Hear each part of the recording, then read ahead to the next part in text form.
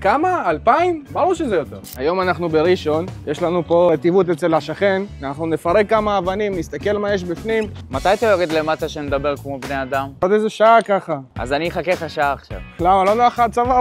לא. ככה נראה שיקום הבטון. כל הסדקים הקטנים וכל החריצים הקטנים, הכל ייסגר עם חומר איתום. וזה DVD כשאנחנו סוגרים אותו עם סיקה, ממלאים בו חומר ואז מעליו מורחים חומר איתום.